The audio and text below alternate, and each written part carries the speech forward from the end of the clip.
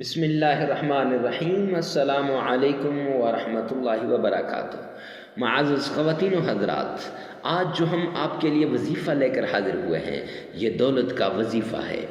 آپ اکثر نماز پڑھتے ہوں گے اور پھر بھی آپ کی پریشانی نہیں جاتی، کماتے ہیں آپ کی پریشانی نہیں دور ہوتی، آپ دن رات محنت کرتے ہیں لیکن آپ کو دولت نہیں ملتی، آپ کی ضروریات پوری نہیں ہوتی، تو معزز خواتین و حضرات پریشان ہونے کی ضرورت نہیں۔ کیوں؟ پیارے پیغمبر جناب محمد مصطفیٰ صلی اللہ علیہ وسلم کا فرمان مبارک ہے کہ مایوسی گناہ ہے، اور اللہ کا فرمان بھی ہے کہ اللہ کی رحمت سے نا امید نہ ہو۔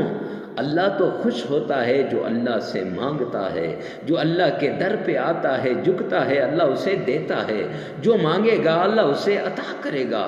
تو میرے بھائی، حضرت علی رضی اللہ تعالیٰ عنہ کا فرمان مبارک بھی ہے کہ جو اللہ سے نہیں مانگتا میرا اللہ اس سے ناراض ہوتا ہے۔ تو آج جو وظیفہ لے کر حاضر ہوا ہوں، آپ نے تھمبنیل پر دیکھ لیا ہوگا، ٹائٹل میں دیکھ لیا ہوگا کہ آج کا وظیفہ انتہائی اہم وظیفہ ہے۔ یہ وظیفہ آپ کو فجر کی نماز کے بعد کا یہ وظیفہ ہے۔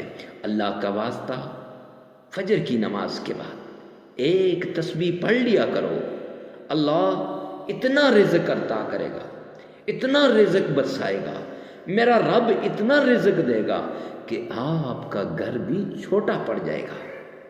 تو اس لیے میرے بھائیوں اس وظیفے کو لازمی کیجیے اور اوروں کو بھی بتائیے کہ یہ وظیفہ بڑا اہم وظیفہ ہے، اور یہ وظیفہ بہت ہی اہم وظیفہ ہے۔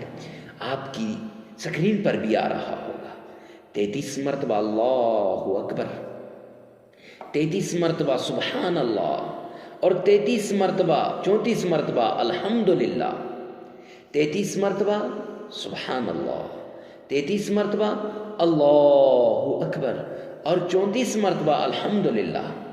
یہ پڑھ لیا کریں، یہ تسبیح کر لیا کریں، اور اس کے ساتھ اگر آپ اول آخر 11 بار درود پاک پڑھیں، انشاءاللہ کبھی دولت سے آپ کو پریشانی نہیں ہوگی، کبھی دولت کی وجہ سے آپ پریشان نہیں ہوں گے۔